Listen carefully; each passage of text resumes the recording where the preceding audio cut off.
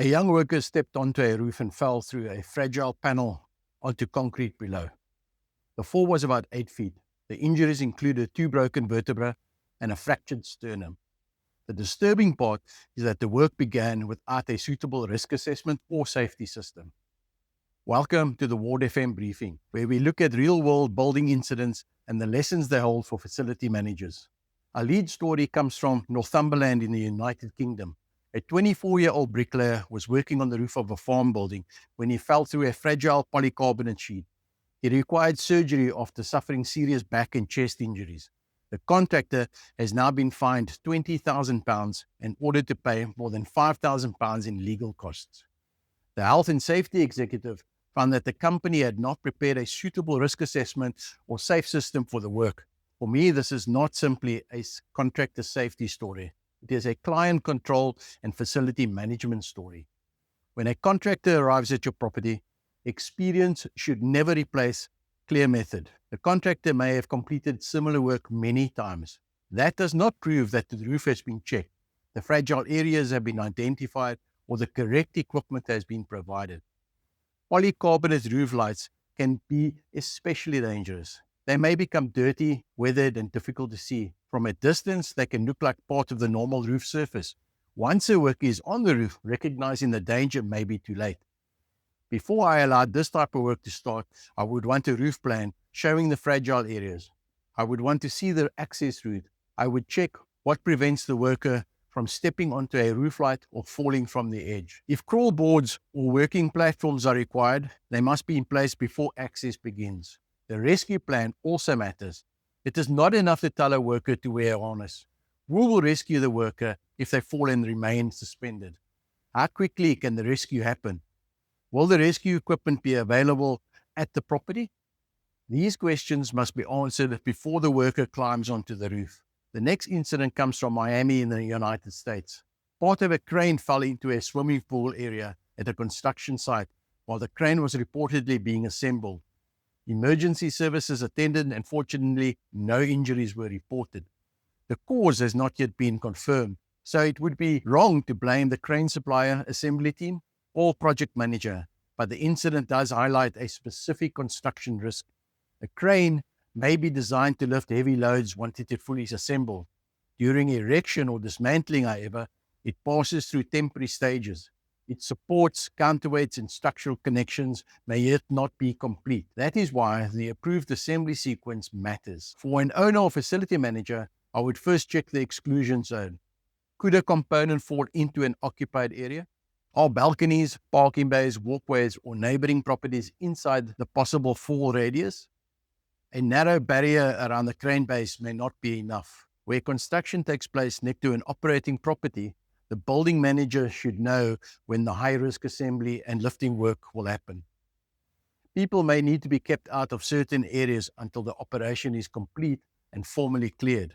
Our third development concerns possible cyber intrusions affecting water and wastewater systems in at least 12 US states. Reports indicate that some operators lost visibility when passwords were changed or alarms were disabled. There was no confirmed widespread interruption or public health emergency when the update was issued. The investigation is continuing and the identity of the attacker has not been confirmed. The practical facility management lesson is about losing control of an automated system. Many commercial properties operate connected water pumps, storage tanks, irrigation systems, sewage pumps, plus water treatment equipment.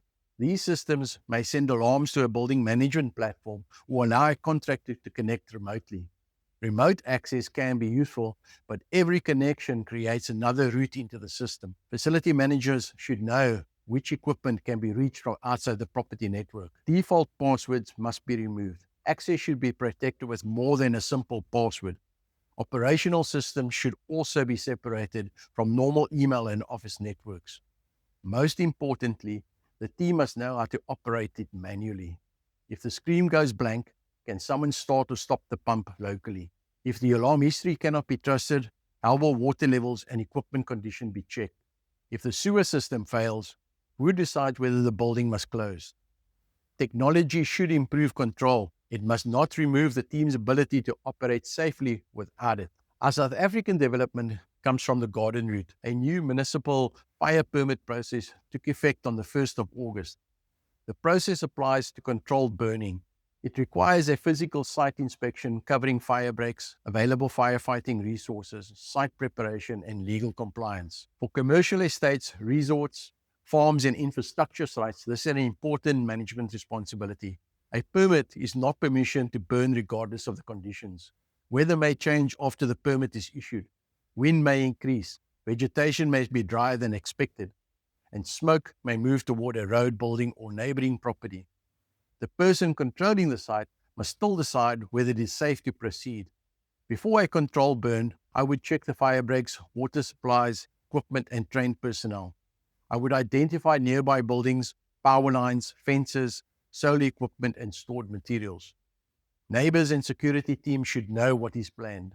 Someone must remain responsible for inspecting the area after the visible fire has gone out. A small hotspot can restart later, particularly when the wind returns. Our final development concerns the commercial property market in the United States. A new Lightbox report shows that commercial real estate activity weakened for the second month in July. Listing and environmental due diligence activity slowed, although lender appraisal work improved. This does not prove that the market is entering a general contraction. It does indicate that some of the earlier momentum has been lost. Why does that matter to facility managers? When transactions slow, owners may delay maintenance while waiting for a sale or refinancing. This can be a costly mistake. A roof leak does not wait for the market to improve. A fire system defect does not become less serious because capital approval is delayed. Deferred work also becomes visible during insurance reviews, lender inspections, and property transactions. My advice is to keep the property ready for review. Maintain the asset register, record statutory inspections, cost the maintenance backlog, keep evidence of completed repairs, and make sure that every environmental, energy, and utility information can be produced when requested. The facility team protects asset value by ensuring that the buyer, the lender, or insurer is not discovering unmanaged problems for the first time. Today's facility management tip is to use a roof work release. Before anyone accesses a roof, use a simple one-page document. Record the work, access route, fragile sections, roof lights, edge protection, weather limits, and rescue arrangements. Name the supervisor. Then inspect the controls at the actual work area. Only release the work when the protection shown on paper is genuinely in place. Today's incidents cover different risks, but the management principle is the same. Do not confuse an approval with control. A permit, contractor appointment, remote connection, or maintenance budget does not manage risk on its own. Someone must check the conditions, verify the protection, and stop the work when the controls are missing. If you found this useful, subscribe to the Ward FM update on YouTube or follow the Ward FM briefing for practical facility management guidance and support. Visit Ward FM at wardfm.com. Thanks for watching.